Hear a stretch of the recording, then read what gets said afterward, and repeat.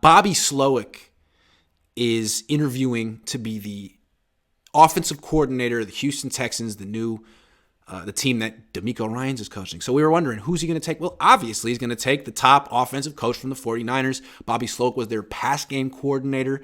How do you think this impacts the 49ers? I mean, really, their assistant coaching staff has just been plundered the last few years.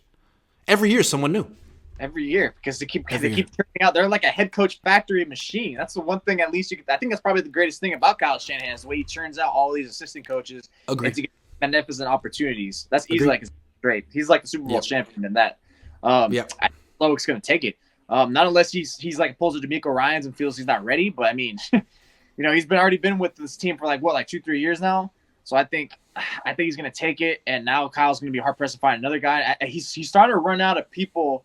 Not started. He's running out of people of who he's come up with in terms of who to bring back. And now that you have, Matt LaFleur, who's gone to the Rams to be their OC. So even if you wanted to bring him back into that same spot where he was the passing game coordinator, you're screwed on that sense. You're gonna have to step out of your boundaries and look outside again. Same thing you're doing defensive coordinators, but you're gonna have to do for your offensive staff, like you did to Anthony Lynn last year. Which is also interesting to me. I know we mentioned Anthony Lynn. It's like, which one of these is actually going to go? And how many of them is Kyle Shanahan really going to let go?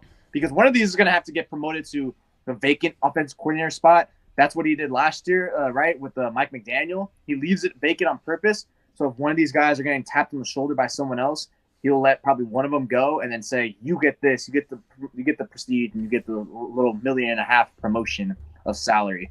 So I think Slowik is gone, and it's going to hurt Kyle because he talked about, I remember at one point, about he spends like a couple months or so really like in the offseason getting down his method and trying to find like a rhythm with his new staff, especially because he didn't come up with them. So it's going to be a huge challenge, and I think this is why it's been playing a part and why the 49ers have been starting slow the last few years in the regular season.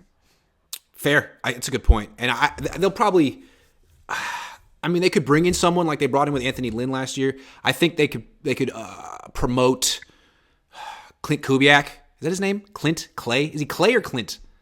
How do you have two kids and name one Clint and one Clay? How do you do that? Both with the K. I don't understand that. Yeah. Also, what's up with with people with last names that start with K's having kids and giving them first names that start with K's? Like, why are you flirting with that?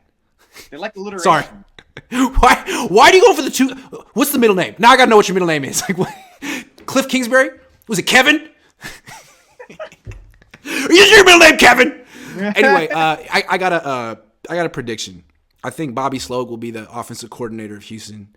I think he'll get fired within 2 years, and I think the Niners will have no problem replacing him because we saw even when they lost Mike McDaniel. I think the offense wasn't really clicking early on, but to your point, I think it was just because they were getting new guys sort of,